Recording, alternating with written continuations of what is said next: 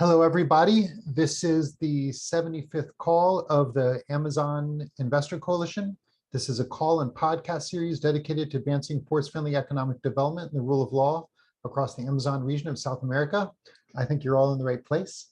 This week, we are featuring the work of Marcelo de Carvalho Andrade and Pro Natura International. Marcelo, thank you so much for joining us. I had put you on mute along with anyone else. So if you could just be aware of that when you come off. So first question, where did you grow up? Where did your love of nature come from? I grew up, first of all, thank you very much for being here. It's an honor and such a special group with absolutely aligned interests. So thank you, Jonah, for this, and a pleasure to meet you all.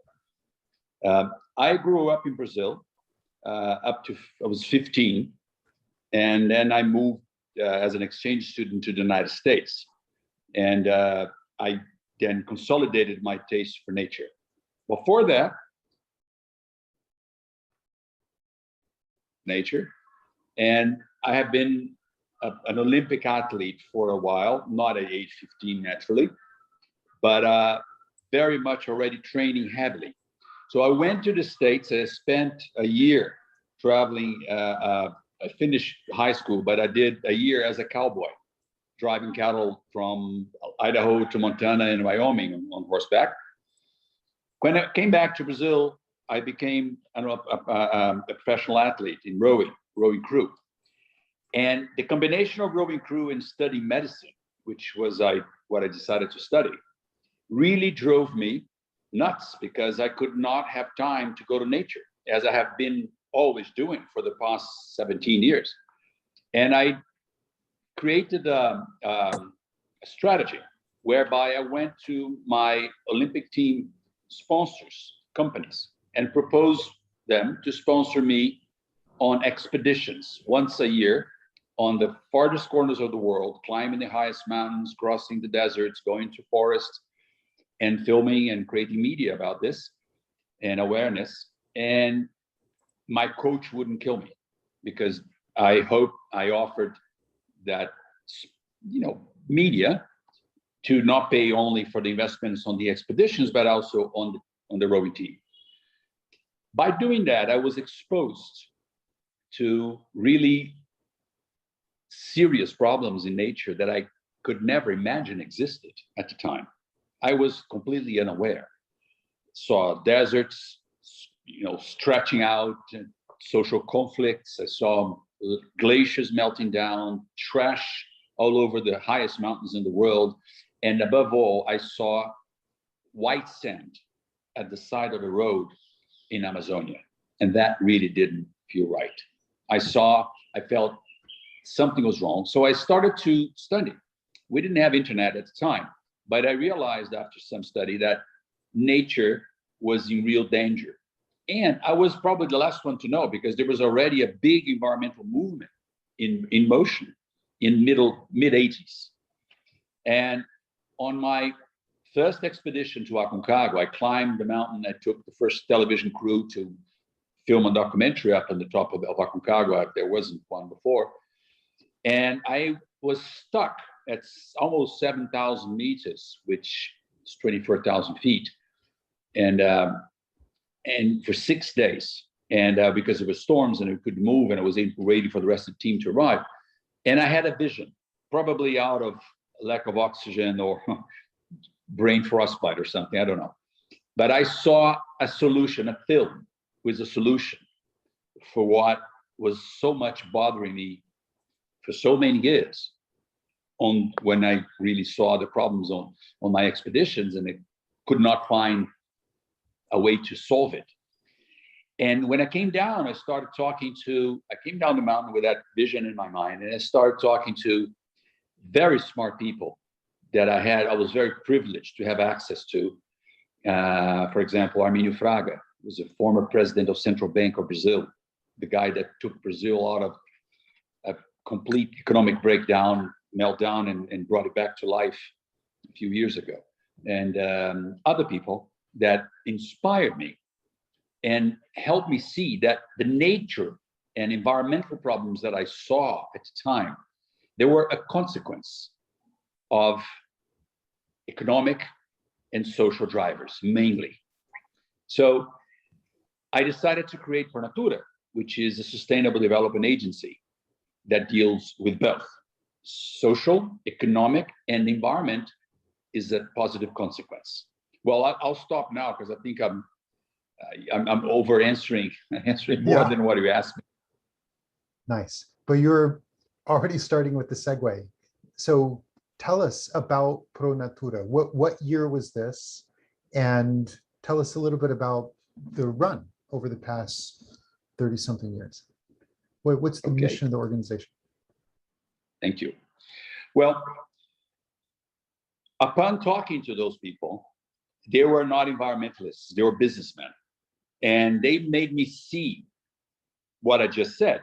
The consequence, the environment, the negative impact environment was a consequence of economic investments, be it made by large industry or small, tiny holders of land, but with the inappropriate technology, in order to either make a living for the little ones or pay dividends to shareholders for the big ones. It doesn't matter.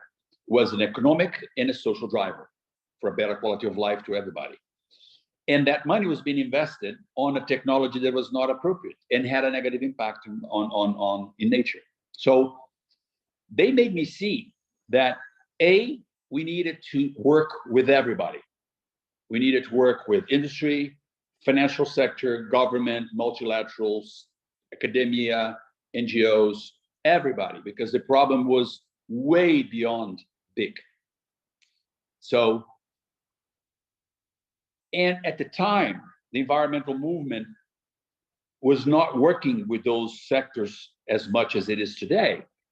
And they really forced me to go forward into going there. So I created Pernatura as a development agency, not as a traditional NGO of the time, but a nonprofit development agency that worked with the financial players, big companies, governments, multilaterals, academia, other NGOs, everybody towards solutions. And we created the methodology. And this methodology, we had a 50-year plan. It's a very important point, not my idea, I have to confess. One of my big mentors, super smarter, much smarter than I am, he may say, I'll help you, kid, but I need you to produce your 50-year plan. I didn't understand at first. And then for the next 5 years, he helped me design the 50-year plan according to the vision that I had. He said, go out there and put in a time frame, the film, a vision that you said you saw on top of the mountain. And I did that. And he helped me, made it to a plan. So there was the design and implementation of a methodology with several phases, which we followed, very structuredly, and it worked. We had pilots, and then we perfected it. And for 37 years, we've been perfecting it. And several interesting things and recognitions happened throughout those years. The first big one being in 1992, during Rio Conference. Maurice Strong and the organization of the conference selected 15 individuals and awarded them as, let's say, references for the newly carved term sustainability. At the time, sustainability, I think we can all, the reference that I have on the term sustainability is 1992, the conference, where they basically put together social and economic with environment. And we were doing this already for almost 10 years before that. And they selected other people in different walks of life, like Jacques Cousteau for the oceans, Ted Turner for media, Pelé for sports, Al Gore for politics, Robert Redford and Mary Streep for actors and actress, Sting as a singer. Anyway, I got for sustainable economics and the base of the pyramid. very important point, maybe, Jonah, to highlight. ProNatura was not created to be a solution for all. We had to make a big decision right in the beginning. Are we going to work with big industry and develop technology for those guys? Or are we going to work with the little guys, small producers, the unfinanceable, and the guys that don't have access to technology? So we had to make that first choice. So we chose the little guys because we assumed political and public pressure and whatever other levers there were over big industry and big technology, they would be financing themselves and sorting out themselves eventually, which is happening. So we decided to just focus on the little ones, but work with the big guys, work with the financial industry, with the companies to help these little guys, but it needed to be at scale. Because one thing I learned very young, and this is something that proves itself every day in my life, is that in order to call something a solution, it needs, in order to be a solution for something, it needs to have the same scale of the problem. Well, the problem we have in Earth now with climate and everything else that is, really threatening our life in this planet, you need the same scale of solution. And for that, you need the same amount of same ballpark volume of capital, same scale of capital to invest on good technologies, to invest on regenerative technologies, regenerative actions and practices to take us back into course and get us out of risk. So scale is a very important word, and ProNatura was designed, the 50-year plan of ProNatura did exactly that. The first 30 years were focused on developing the methodology, implementing projects, making many, many mistakes, which we did, correcting them, making new ones, and blah, blah.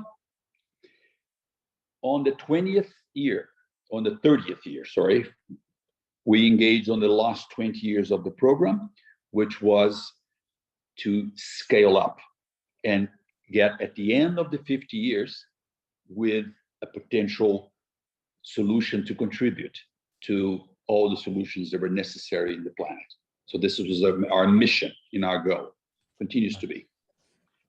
Let's go to the action on the ground. Tell us about what you did with the oil industry in Peru. Okay. Yes, we did work with all of the bad boys. I mean, obviously there is a filter to that. The bad boys that wanted to do the right thing, they were called bad boys, but let's face it, we needed fuel. They had technologies. Some of them use it in a better way than the others, but all of them had impact. Okay, so we worked with Shell since the beginning, and we trusted Shell as one of the most well-intentioned and serious of the players. And in Peru, in 1994, they asked me to look into the Camisea project because Shell was considering going back to Peru to run a natural gas reserve that was found in an area in an Peruvian Amazonian region that had, let's say, in just rough numbers, 300 by 300 kilometers, if memory doesn't fail me, of untapped, super high biodiversity, according to the Smithsonian. I think is one of, if not the highest biodiversity patch of a region in the world. No road access, only by river or by air. And Shell ran, at the time, I think was the largest natural gas producing project in the world, with a pipeline all the way to Lima, 750 kilometers. So we got into that area. Oh, by the way, in addition to the biodiversity, we had 38 indigenous tribes, 4 uncontacted. And we had Tupacamaru and Shining Path also at the time was the 90s. So they were very active in Peru at the time. So 404 workshops later, 3 years of work, there was a full-scale shared value platform, or Pronatura's methodology at the time, which was not that name yet, planned, designed, and several commitments. For example, no road access.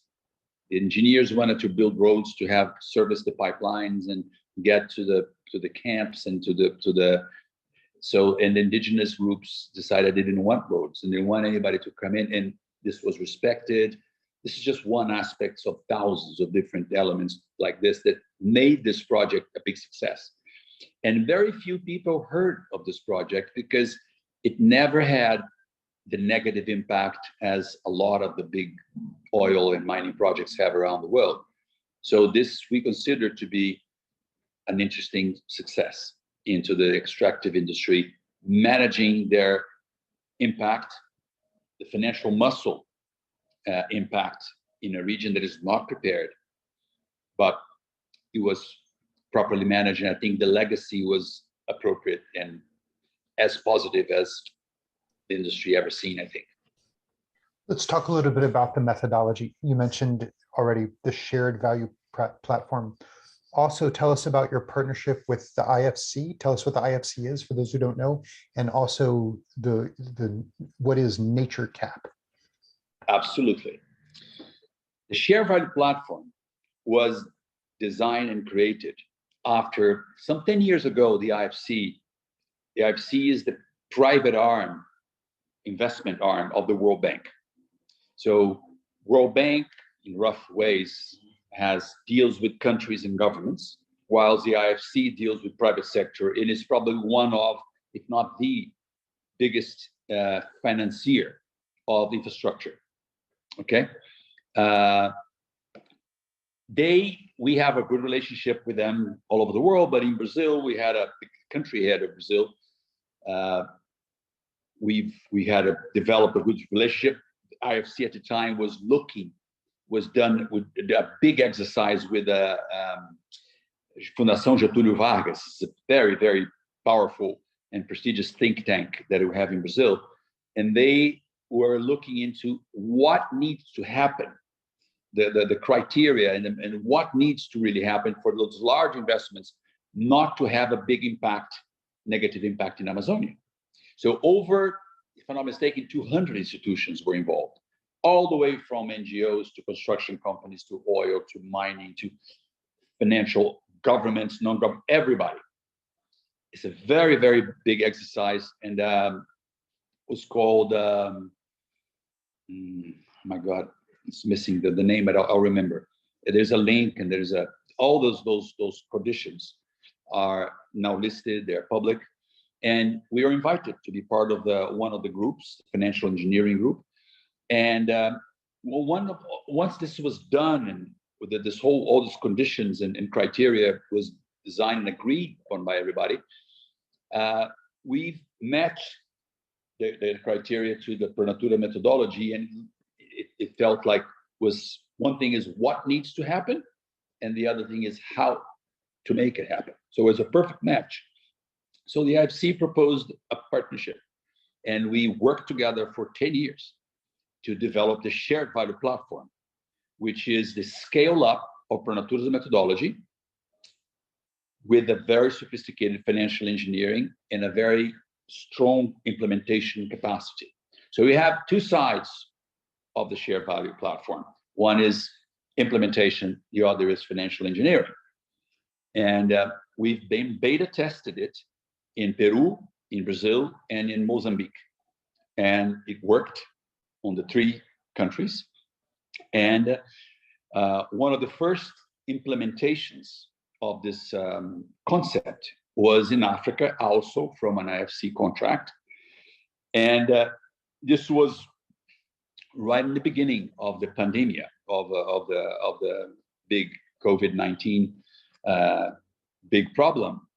And basically the call was COVID-19 has stopped to a halt the tourism industry on their feet. Went to 1,000 to 0 in few days. So the whole fear was that all of the people that depended on the tourism industry in Africa, which is so spread, and it is one of the main causes of conservation in Africa, because all of the old poachers or potential poachers had their living out of tourism that, by principle have to have the animals in nature and all there. So they would protect it. So without that industry, the whole fear was that poaching and environmental degradation would just spike. So IFC asked us to create or adapt the concept of the methodology of Pro Natura, the share value platform, into that context. Not necessarily with a very large infrastructure investment nearby, but just to fulfill this gap and create alternative livelihoods and economic structures to achieve the dignity and the financial independence and the quality of lives that those populations, the small populations in vast landscape areas in Africa should need, without poaching, without damaging nature. So a team in Pro Natura USA, we connected with a strong team, and this team developed the Nature Cap concept, which is a catalyst of regenerative economies into these regions. It does very similar process and methodology. It applies a very similar process that I described to the share value platform into this particular context. Nature-based solutions, catalyst, regenerative economies, financial structures, design, stakeholder engagement, always, anything we do, bottom-up approach, always. And good relationships with the larger players that can bring in the scale that is necessary for a solution. There's a lot more to it, Jonah. We don't have a lot of time today. I don't want to bore anybody with details. Great. That was a great overview. Let's go to Mato Grosso, one of the largest states in the Brazilian Amazon. Tell us about the PCI program and your role in it. Protect, conserve, include. Well, we talked about scale, right? That is an importance to really offer a real solution. And the scale is important for the economic viability of the economic base we build, the sustainable regenerative economic base to be built. You need scale, okay? Yes, we can have small successful projects, but they don't solve the big problem.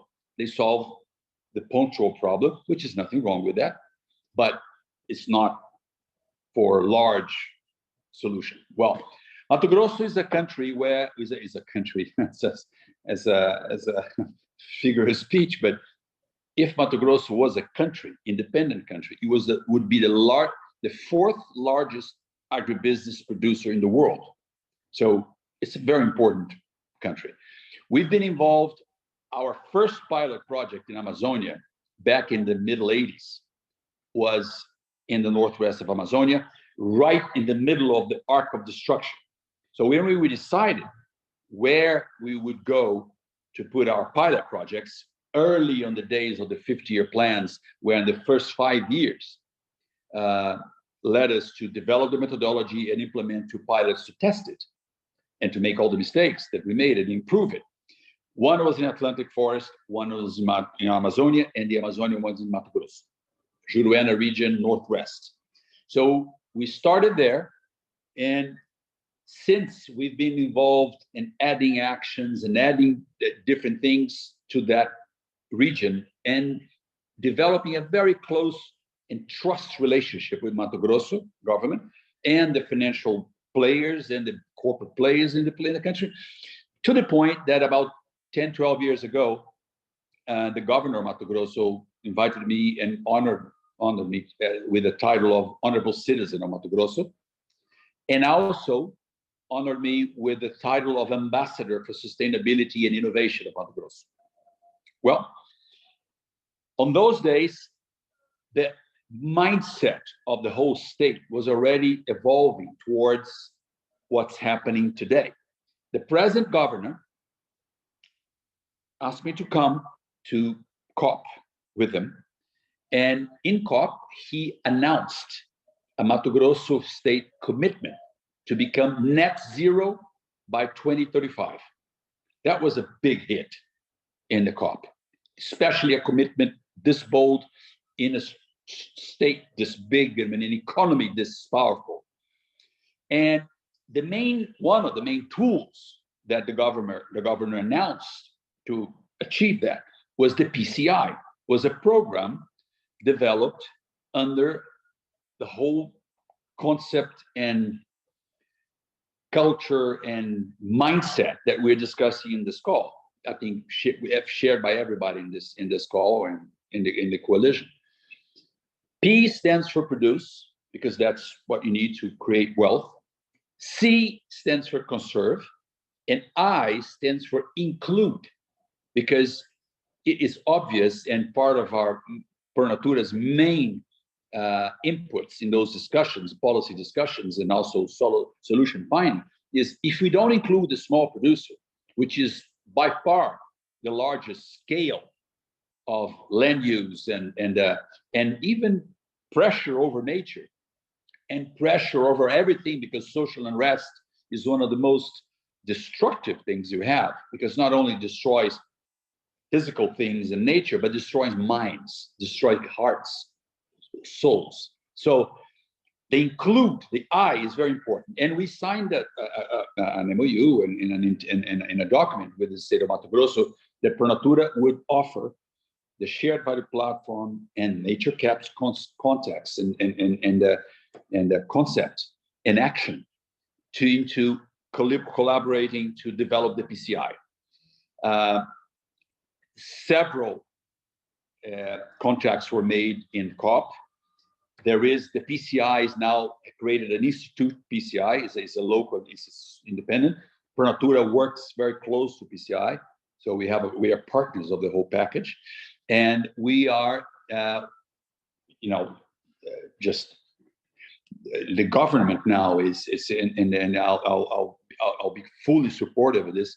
Spend now a week in Dubai, in Abu Dhabi, mainly participating on the Agriculture Week of the Expo 2020 in Dubai, which most of the investors of the world and most of the people who focus, and Mato Grosso is going to shine as one of the global leaders of agribusiness production, but also leading this sustainable production, inclusive production, and in there. So this is something that is really exciting, and that's the scale I'm talking about.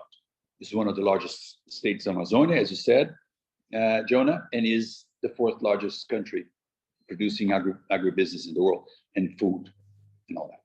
So amazing. Okay, I'm going to ask one more question. For those who are on the call, please raise your hands, indicate your interest in asking questions in the chat. Marcelo, tell us about biochar and your role in it. Okay. ProNatura, as a development agency, grew. In 1992, when I got this award, and I got an advice, I was very privileged, because many people, very smart, really in tune people helped me all my life. And one of the strong advices and one of the best advices I've ever had in my life, I got from Prince Charles in 1991. He advised me that if I wanted to achieve the scale that we're talking about, I should be involved, knowledgeable, and known and respected by the financial sector in the world. So in 1992, after everything that happened in the conference, a gentleman called Guy Renault, who was the CEO of one of the largest corporations in the world, there was one of the sponsors of our pilot in Amazonia, said to me, well, it's impressive that everything that we're doing here, we're doing in Amazonia, in Mato Grosso for the almost 10 years, is now considered the way to go forward from here. So, and he said, I could retire now from British law. And if you like me to, I can give you my next 10 years of professional life building ProNatura as an international organization. And then he said to me, because I know that you're not a multinational CEO, but I am. I did it all my life. And I'm completely impressed and ready to do that. And he then took over as the main executive of ProNatura globally and built ProNatura International. As historically, 37 years, we've been present in 66 countries, if I'm not mistaken. And he was the main one driving it. And I took a chairman seat, very active chairman. I was bugging everybody and making everybody crazy, but I was very much there. And he still works with us. Now he's chairman emeritus of the institution. And at some point, and I used that opportunity to go to the financial world. And then I had a whole career on the financial markets, sustainable finance, from 92 up to now, that's a different part of it. I always joke with you, Jonah, that I have a missionary and a mercenary hat. So ProNatura is my missionary, Earth Capital is my mercenary hat. And I started this in 92. And Guy, at some point, decided, as an industrialist, he's been all his life, to take one niche, very important niche, which was biochar. Biochar is something very ancient as a culture and regenerates land and benefits land from producing by using less water, less fertilizers, all kinds of different advantages. I won't get into details. And he decided to specialize himself there. And I jumped back into with the others, replacing other executives, and so they could run the share value platform and the methodology, the landscape methodology ProNatura does. And he joined forces with Brendo Crespi, which is our the vice chairman of the institution. And they both are focused on biochar, building the institution in this biochar area of ProNatura, which is extremely important in every place we implement the share value or methodology. Most of what we do is agribusiness, and biochar is present in everything, as well as in energy, as well as in waste management and all that. So this is the side of one specific area of business. ProNatura has a division inside. It's very complementary and very synergetic with the broad picture of the implementation. Great. Okay, first up, Pooja Thomas. If you want to come off mic. Yeah, hi. Your life story is incredible, and all of your experiences are amazing to hear. My question is very simple. I would like to maybe know what the end goal of your 50-year plan is. Is it to leave the Amazonia as like a conserved place just for nature, or is it to involve all of these stakeholders and like sort of share its resources? Do you think we can reach a synergy there? By all means. That's the latter of your speech. There's 30 million people living in Amazonia today, at least, as we know it, probably much more. It's such a vast region, we don't know. If we don't find a way for those people to have a dignified and a good quality of life, the one they need. Yes, they don't need to have an airplane, each one of them. They don't need to have whatever it is that they feel that is their goal in terms of reaching a quality of life. If they're not able to achieve that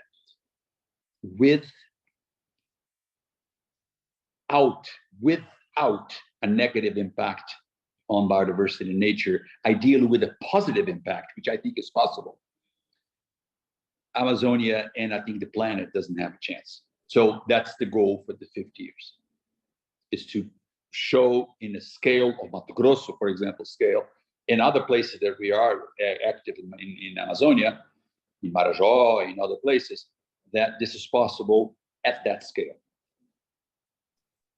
Okay, and this applies to all of the corporate, like you said that you worked with Shell on a project, and this also applies to all of the corporations and stuff.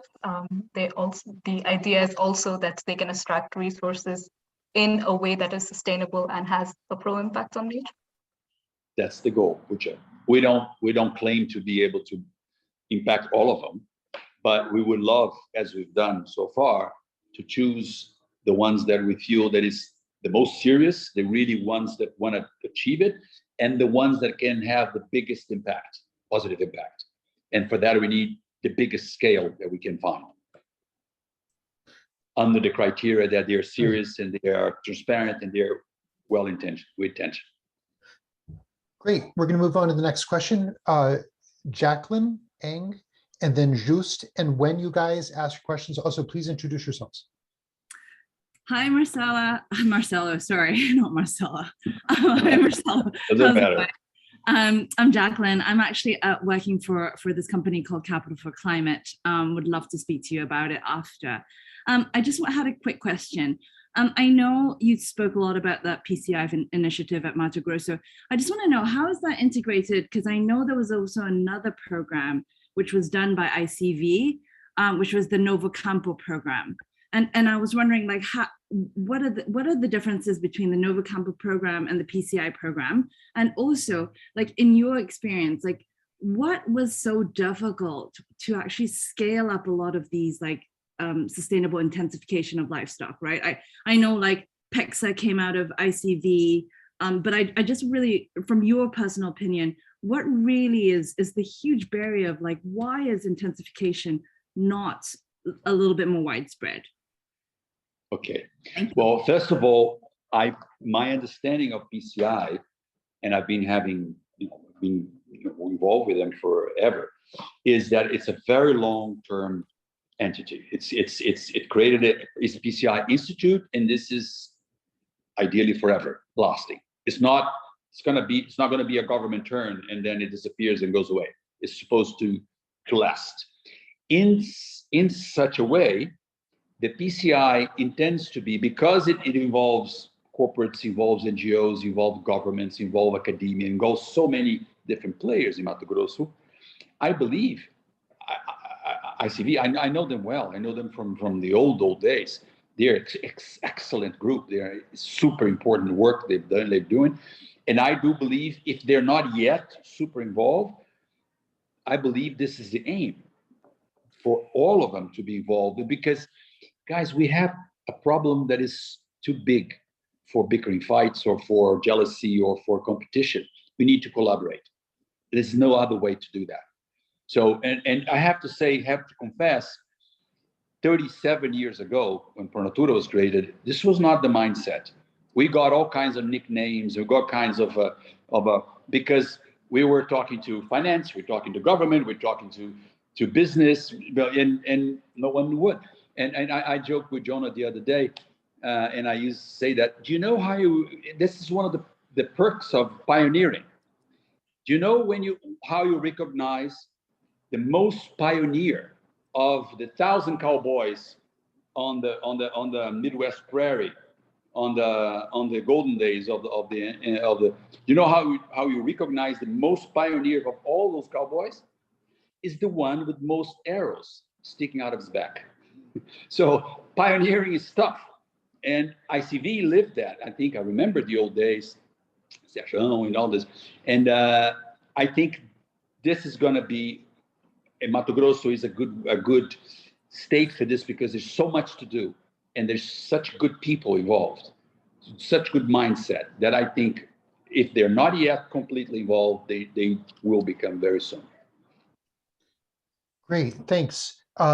We have, I guess, 17 minutes left on the call, so I just want to encourage the question askers to be quick. Okay, next is Just, and then Amanda, and then John. Thank you, Jonah. Can you hear me? Yeah. Loud and clear. Cool. Yeah, cool. Yeah, my name is Joost. It's the Dutch pronunciation of it, but anyway. Nice meeting you, Marcelo and others. I was the CEO of IDH Sustainable Trade Initiative. We were quite closely involved in the PCI program and funding the secretariat. and I'm the CEO of Invest International, which is a new financing firm out of the Netherlands. Anyway, my question to you is, and thanks a lot, it was very inspiring what you all said. My question to you is fully with you on scale, and if we need to create livelihoods for all those people in the Amazonia, the voluntary carbon credit market, right, which is finally taking off. It seems to getting somewhere. Do you see that as a potential scaler for also for livelihoods and investments in productivity? Absolutely, yes. Finally, 30 years later, it's taken off.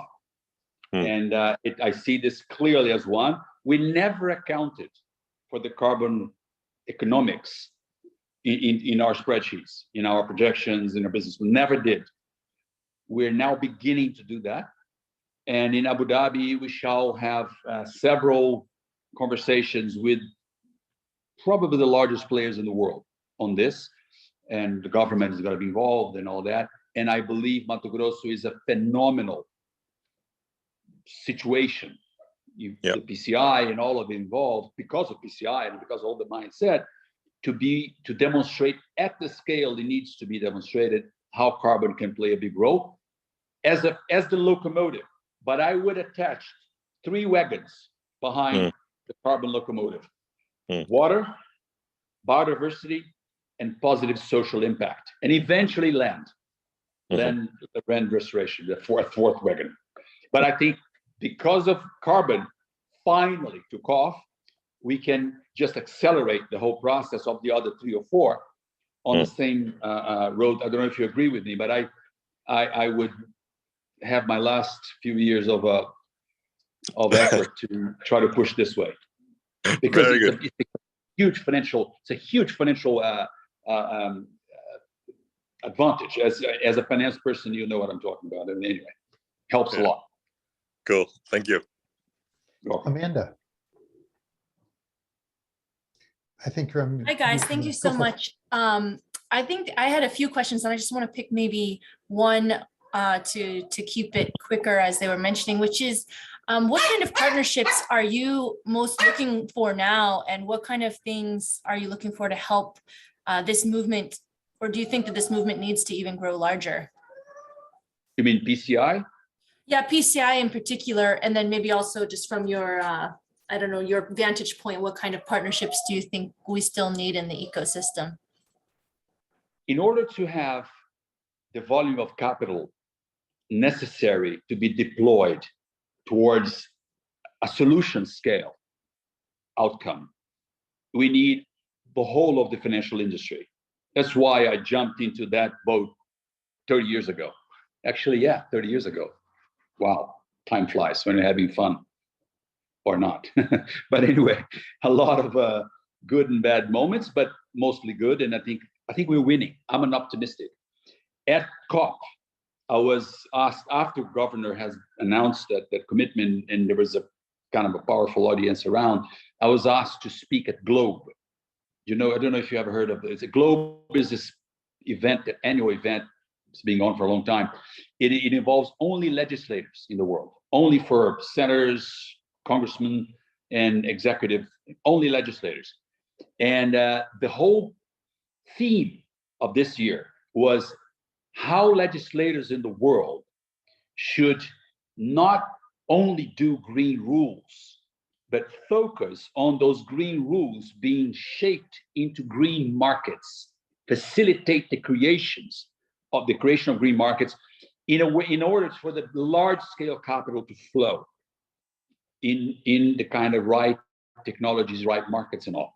And I was asked to do the keynote speech. Mark Carney was going to do that. I was very honored to step in his shoes, and I did that keynote speech, kind of showing there's a little. I was a bit taken aback because I was asked to do that on Thursday night, and this was a Friday morning. But anyway, it was interesting because they're very smart, and this is the real game: is how to create the right ambience by de-risking, by creating the right incentives. I don't believe in long-term subsidies. I do not. I really don't. I think markets should take care of themselves and should be strong enough to do what they need to do and have the right outcome, which is that a positive impact, just by market value and positive outcomes. Yes, you can have blended finance and structure, which I think is the way to go. The blended part of the finance is very important to do to viabilize it, but eventually, as the market matures, it should just be on its own. At this speech, I gave one last example, which was the wind industry on the North Sea. Started with the government subsidies. Now it's all private, and they make good money. It's a good investment. So, and that's real large scale. Just as an example. I think that's very inspirational. Thank you. Great. Thank you. Next up, John Bruno. Hello, Marcelo. I'm John Bruno, the Executive Director of the International Ecotourism Society. And listening to the places you've been and the things you've done, I feel like your unsuccessful cousin. I've been to the COP. I went to the Expo. I talked to all the same people, it seems like, but without the same success. And as you said, we're all going to need to work together. I too come from a finance background a long time ago. But my question is, how are you achieving this synergy with for-profit, nonprofit, and government? They, in my experience, they're incredibly disparate in their goals and the way that they work and the kinds of people that they put on certain problems. So how have you, are there any tips that you can share or any thoughts that you have about how we can create this necessary coalition to do what needs to be done? Thank you. Man, the answer is in the color of our beards. The answer is in experience, and the answer is in the number of arrows we can find on the back of our sticking out of our backs. There's no secret. There is just common sense. There is working at it. There is proving what can be done positively and try to mitigate misunderstandings and really it's a lot of work. It's 5% inspiration, 95% perspiration.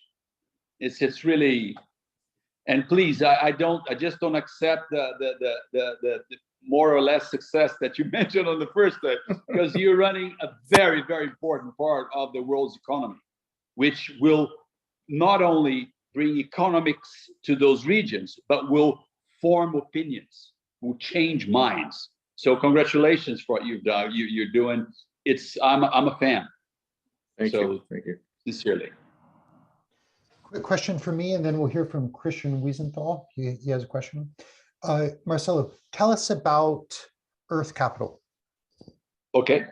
Earth Capital is a private equity firm.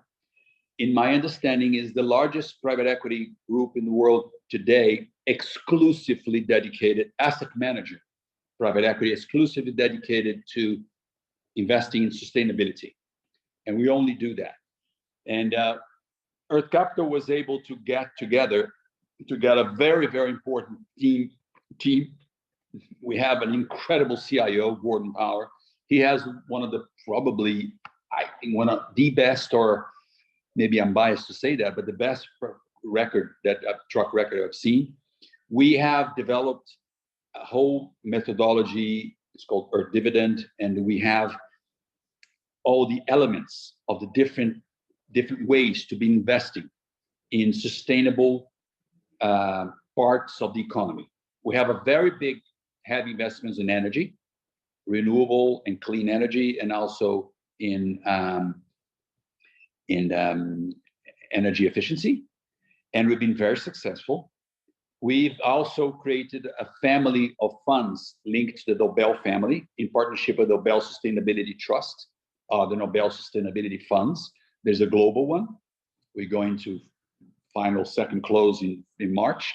And we have a Brazil Nobel Sustainability Fund being brewed right now. And that's the geographical focus in Brazil. And we really, our intention is to grow this Nobel Sustainability Fund family through LATAM, Africa, Asia, and other places in the world. So that's it. That's a way to deploy capital equity capital, which can then leverage a lot of debt and multiply its effect. Thank you for that. Christian, you're up next. Hello, Marcelo. It's always a pleasure to see you again and see you keep doing amazing things. Good to see you. Quick question. If you have thought how the Web3 technologies can support your programs, as into a lot of what you're working on is nature-based solutions and, moving to different technologies when you can have real-time certified measurements of the improvements into nature. If you guys have looked into that nature-based assets, and what's your vision of using those types of tools and resources? Christian, we had this conversation before, and more and more, I was a complete enthusiastic then, as I mentioned to you. Now I'm even more. I believe technology, communication technology, blockchain, fintech, tokenomics, those technology, obviously, in addition to use of capital, but capital used with the wrong technology got us where we are now. So not a good idea. So capital directed to the right technology. I think that's the solution. That's the only way we can achieve the scale of the solution that we're looking for.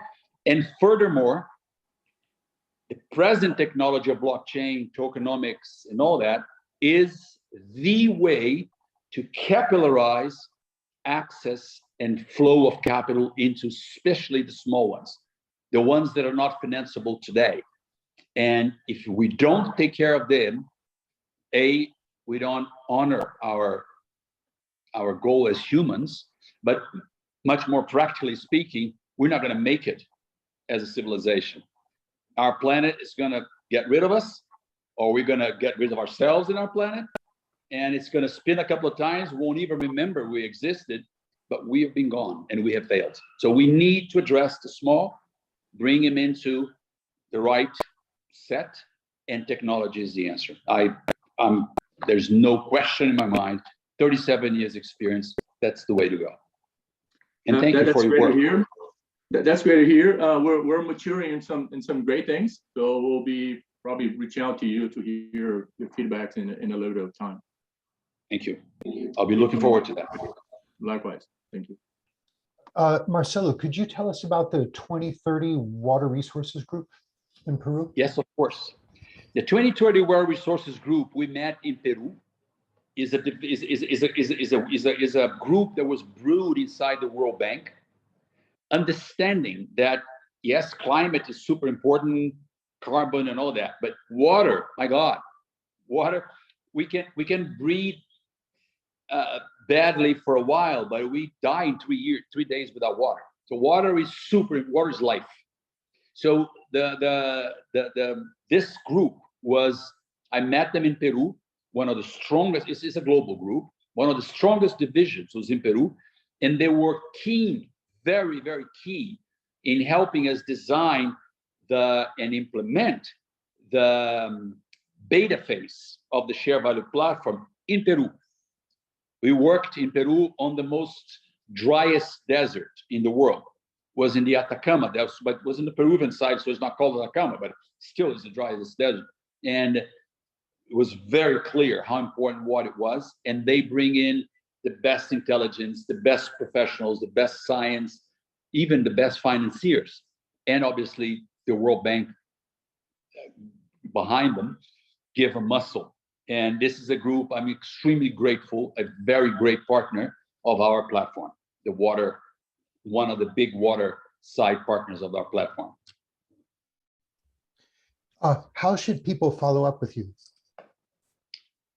I'm very happy for you, Jonah, to share my contact base, email, and whatever it is, and I'll be very, very happy and will feel very good to follow up and continue in contact with everybody. And Jonah, I want to thank you for this. This is one of the biggest exposures we ever had. We've been very shy for 37 years. We haven't been much out there. We haven't been talking too much. We've been very busy just getting the work done. And that takes all the time and all the effort, all the, resources. So I want to really appreciate what you're doing here and exposing us to all this fantastic people in this call and to your organization. My pleasure. Thanks so much for joining us. We're right at the top of the hour. Marcelo, are you able to stick around for a few more minutes? I am, of course. Great. So this is the moment we move into what we call water cooler time, where class is dismissed. It's open for basically open mic, unstructured conversations. People are welcome to introduce themselves, to advertise the new conference you're organizing, whatever it might be. Marcelo might have a question for the audience. Thank you so much, everybody, for joining us. And everybody's welcome to share their LinkedIn's, their email addresses, et cetera, in the chat. I've shared Marcelo's email address. Hey guys, I apologize because of technical issues. I'm using my telephone. So I won't be able to get all the contacts and things, but if you have my contact base, please feel free to reach out, and I'll be more than happy to connect. I connected with it too, John, in the beginning, and my computer was not doing well, so I dropped it and on the phone. Yeah, there was a little bit of feedback there. Yeah, exactly. Well. Sorry. I'm a dinosaur, man. You guys are incredible with technology. Lots and lots of thank you, wonderful presentation, and things like that in the chat. I'll make Thank sure you. to make a copy of it and send it to you. Thank you. I really appreciate it. Thank you. Marcelo, I just wanted to say thank you because you can't read the chat. I'm Nianta Spellman, and I will definitely be reaching out to you. So very lovely to hear what you have to say and share. Thank you. Thank you. Appreciate it. I had a quick comment. My name is Amanda, and I'm from the World Resources Institute. I run a program called the Land Accelerator there.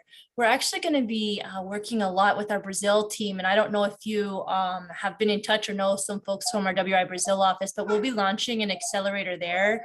And we've been doing work for many years on a program called Verena, and what we've looked at is comparing traditional monocrop plantations with mixed tree plantations of natives and such like that. I think my whole point is we have a little bit of resources. So that's where my question was, if there's something where people power and organization power can help, I'd love to avail myself and a few staff members in Brazil to collaborate and figure out how we can help make these projects bigger and stronger. So maybe I can send you something about Verena after this. Mm-hmm. Please do, Amanda. Well, you need no introduction to WRI. I've been a fan forever. Prince Charles Forest program, I think was transferred to WRI a while ago. I don't remember, but something I worked with him for a long time. And I'm a little aware of Brenda, and whatever you guys want to do, whatever we can help, whatever partnership we can design, we'll be most honored and help and welcoming. Absolutely. It's a great fantastic. house. So I think we'll figure out something in the coming month then, and I'll reach out to you. I really appreciate it. Thank you, Jonah, also. One of the things I love the most about coming to speak, I spoke a few times at WRI, was that I came from New York. I just have to walk from Union Station to the office, do my speech, and then walk back and go away. I love that. It's really convenient. And the smartest people in the world, really.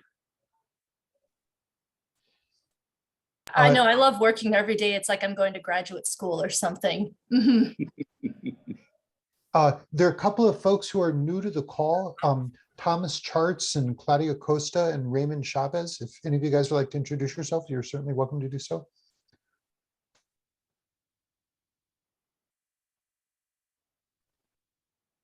Hi, it's Raymond Chavez. I'm a longtime colleague of Marcelo and have worked with many of the groups on the call here.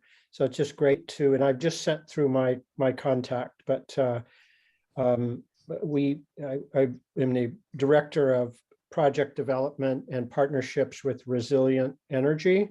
I've sent you our website, and we're a new waste to energy technology based in the US, but working with Marcelo in Brazil and small island developing states, and with in the EU. And we convert certified sustainable forest and agricultural waste to carbon negative electricity, biofuel, biochar, and very significantly, the world's only green graphene at the lowest cost in the world. So we're looking for Wow. projects and partnerships, and we work with Marcelo. I've known Marcelo for 25 years, so we're very excited about partnering with him on a big initiative in Brazil.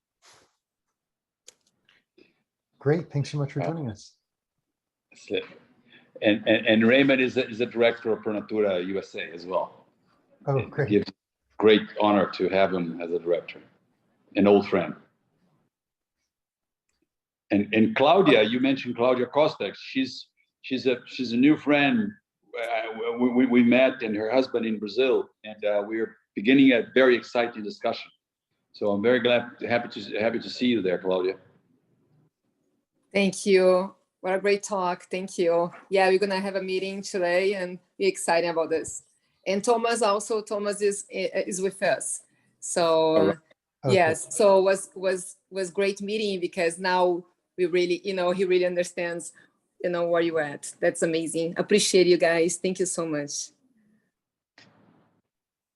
Yes, thank you for inviting us on this call, and Thomas Charts, and yeah, Claudia and her group tied to Choice in Brazil, and I was just mentioning in the chat line that we have a whole portfolio of some absolutely breakthrough technologies that are being implemented, are patented, and in North America alone, we're scaling at 4.5 gigawatts of projects with a type of water technology that you could call it cold fusion, and it is operating, and it breaks all the laws of thermodynamics. But I can only tell you we have big Fortune 100 companies that we're already contracted with, and we hope to bring a variety of these absolutely brilliant technologies to the entire planet. But as a basic concept, we can take any wastewater treatment plant and do a 180 and convert it into a power plant and create endless green hydrogen on demand anywhere on the planet, as long as you have a source of water. Doesn't require solar, renewables, wind, or the grid. But Claudia has some insight onto it, but all I can say is I was very happy to hear your call today.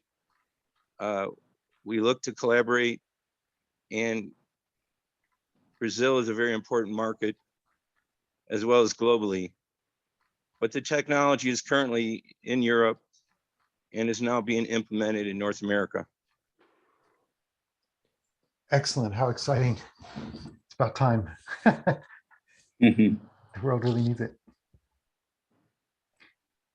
Yeah, Fiona, you had, just as a last point, we have signed contracts with 2 of the largest oil and gas companies in North America that have totally destroyed the aquifers and waterways with their fracking. But we, in fact, can clean up those kind of pollutants, any kind of heavy metals, any chemicals. We can turn it into absolute pure water, which then can be implemented and restore the land.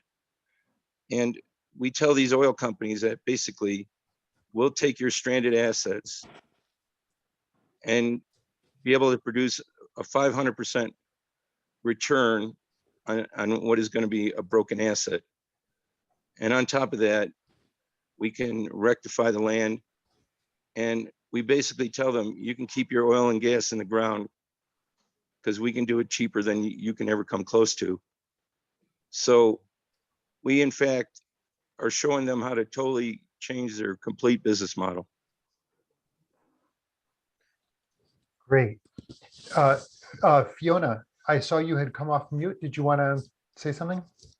Sure. Hello, everybody. It's Fiona Bannister. So on my nonprofit side, I have decarbonize.org, and I've been in alliance with Jonah and the team behind the Amazon Investor Coalition. And I fully support any project that can not only rectify and be resilient building for changing economical models. So I'd love to follow up on that. That's a very important part. And also between the bridge between European technologies and what I put it into decarbonized, under decarbonization, and then the green hydrogen with the shipping side. So I have strong partners in the technology world that I've been developing specifically in shipping. And then I'd love to learn more altogether on graphene. I'm also a shareholder in one of the top Japanese graphene companies. So it's something we can talk on offline.